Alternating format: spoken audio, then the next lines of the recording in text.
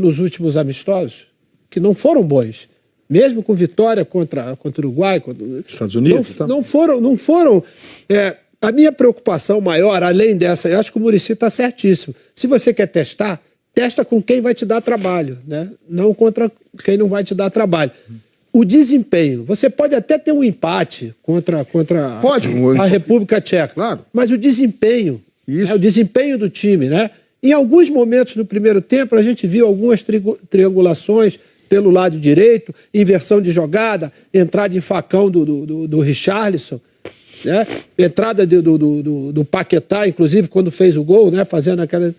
Mas eu acho que falta muito na parte coletiva, que é para o individualismo poder, né? A parte individual, ela parecer aflorar um pouco mais. Porque são bons jogadores, mas não são os foras de série, como se tinha antigamente, que o cara dizia, pô, vou jogar contra o Brasil, pelo amor de Deus, né? Hoje existe, talvez, mais respeito e muito menos medo, como acontecia antigamente. Agora, Caio, para te colocar nessa roda também, assim, algumas coisas me chamam a atenção. A gente olha para o Tite, ao Tite, todo o nosso respeito, tudo que ele sabe disso, né? Sabe disso. Ele não está vendo, porque ele está dormindo essa hora, mas certamente ele toma conhecimento. Mas a gente olha para o Tite e a impressão que eu tenho é que o Tite está com um enorme ponto de interrogação em cima da cabeça. Outro ponto que eu gostaria que você falasse. Às vezes, a sensação que a gente tem é que alguns, ou grande parte dos jogadores ali, parecia que o sentimento era de treino. Isso foi o que mais me incomodou. E a outra... Pois é, gostaria que você falasse. E o outro ponto, se a gente está fazendo o último jogo antes da Copa América, o que mais deu certo? Talvez tenha sido a trinca de meio campo, com o Arthur, o Paquetá e o Casemiro, que será capitão de novo mais atrás, e aí não vai repetir, porque na Copa América a gente deve ter o Neymar, né, que está praticamente pronto já para voltar. Você falasse um pouquinho dessas nuances aí que envolvem, mas esse ponto de interrogação e às vezes essa falta de, sabe, isso aqui é a seleção, sabe, como o Richarlison, por exemplo, no jogo. Era isso, vamos lá. Primeiro vou te falar o que mais me incomodou nesse último amistoso da seleção brasileira. Quando você está vestindo a camisa da seleção, e eu tenho certeza que todos eles pensam dessa maneira, você tem que fazer o jogo da sua vida. Por quê? Porque tem muita gente boa querendo o teu lugar. E eu senti uma certa apatia, um certo conformismo, jogando como se fosse mais um jogo, como se você fosse o dono da posição. Não são. Não são.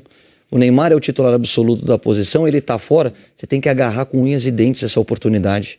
Porque na última Copa do Mundo, o Tite já deixou isso muito claro. Ninguém tem cadeira cativa aqui.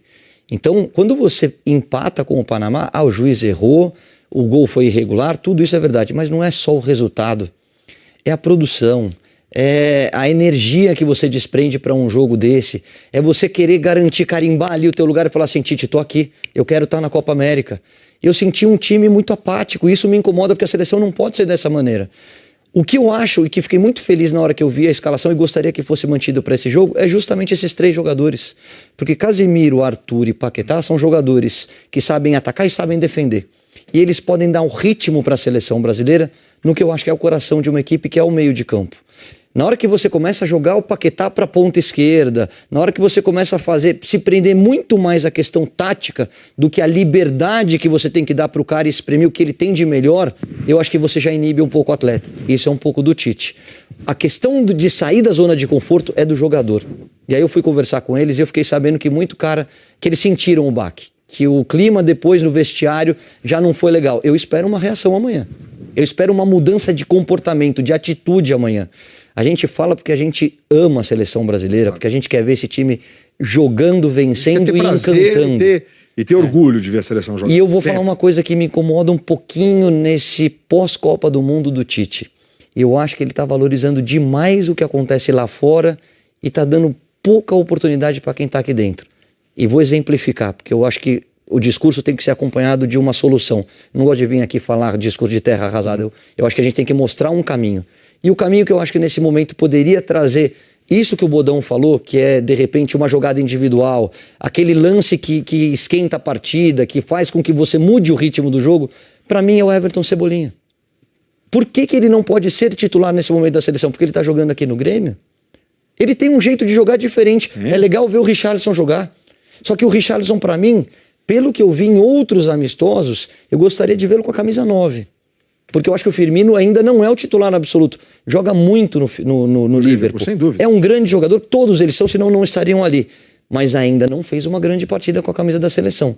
Então, de repente, você ter o Richarlison buscando uma opção da camisa 9 e ter o Everton, eu te garanto, pode dar ou não dar certo, que é do jogo. Ele pode estar num dia ruim.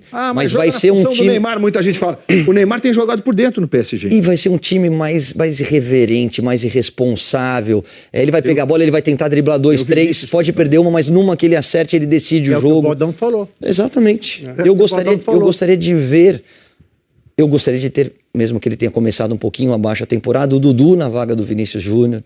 Para mim, e respeitando o Lomba, que é o dono da posição, que é da posição, melhor dizendo, para mim o melhor camisa 1 que a gente tem tá aqui no Brasil. Para mim o titular da seleção tem que ser o Cássio. Porque é o goleiro do jogo grande, é o goleiro que pega a bola decisiva. O Tite sabe melhor que a gente disso aí. Então, isso aí a gente tá... não é em tom de crítica, é muito mais para abrir a discussão. Mas, Caio, vocês aqui, vocês têm muita responsabilidade com a seleção e vocês têm conhecimento, vocês fazem crítica com muito conhecimento. E aqui o tempo corre, então, gostaria até de falar mais de seleção aqui, mas eu só gostaria de fazer uma outra reflexão e fica aí para você em casa pensar, porque o Tite, quem sou eu para falar alguma coisa, mas... Tem hora que o Tite agora, nessas últimas declarações, o Tite saiu de uma conversa que seja entendida por todos, para usar umas expressões que só ele entende, dá a impressão que ele subiu um pouco, assim, tá olhando muito do alto, não tá legal. E não é só, tá um pouco perdido também, hein? Bom, tá um pouco, tá bem seguro, tá bem seguro. E o Muricy fez uma expressão ali que eu concordo, ele nem falou, mas eu entendi. O esquema do Tite, o esquema, às vezes inibe a individualidade. Com certeza. Às vezes inibe. Você não concorda? Às vezes o técnico exagera muito na tática, ele atrapalha. Eu fui técnico, eu sei. Se você exagera muito, porque o jogador fica muito dependente de você. Claro. Ele é uma muleta. Eu não gosto que o jogador, quando acaba o primeiro tempo, fala assim, vamos pro vestiário ver o que o professor vai falar. Pô, só o professor vai falar, cara? Ele tem que ter, personalidade. Tem que ser igual o que ele falou, o Cebolinha. O cara chegou lá, deu no meio das pernas, deu uma caneta. Nós precisamos um pouco disso aí, nós perdemos isso aí. A gente só fala em tática. A gente só fala em tática. Tática é tática aqui, tática. Só que ele não tá jogando nada, cara. Outra coisa, Maurício, por exemplo, no primeiro tempo, onde a gente teve alguns lampejos de bom jogo, a gente viu um revezamento nesse meio campo, com o Felipe na esquerda, com o Paquetá pelo meio, com o Arthur chegando bem na área. E depois ele fixou, né? Primeiro o Felipe Coutinho, depois que está numa fase ruim, bem abaixo daquilo que a gente está acostumado e espera que ele possa voltar a jogar, né? E fixou o Paquetá do lado esquerdo. Então, passou a ser um time previsível. E quando tinha aquelas modificações, né, aquelas movimentações no meio, até mesmo para você confundir a defesa adversária, a coisa deu uma funcionada, né? Mas... fixando. Talvez seja isso. Por quê? Porque do lado direito ele estava para ajudar o Telles. Poderia voltar para ajudar o Telles. De consequência, você vai mais na parte tática do que o Paquetá, que ficou mais amarrado daquele lado ali sem poder se movimentar. Para fechar o bloco, fala, Rodrigo, para a gente fechar a seleção, por favor. O Marcelo Barreto escreveu uma coluna muito bacana no Globo, com um título poético, O Brilho dos Teus Olhos, elogiando a faísca que ele vê nos olhos do Richarlison e do Paquetá.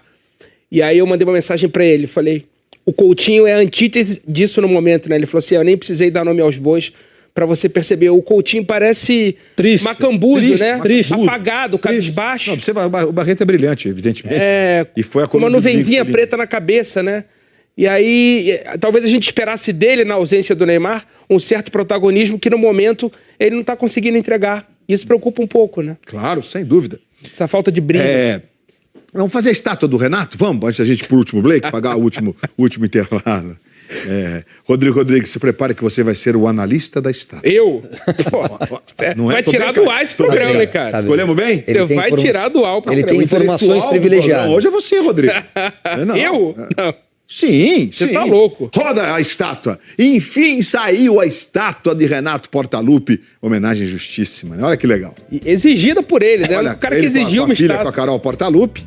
Ele exigiu.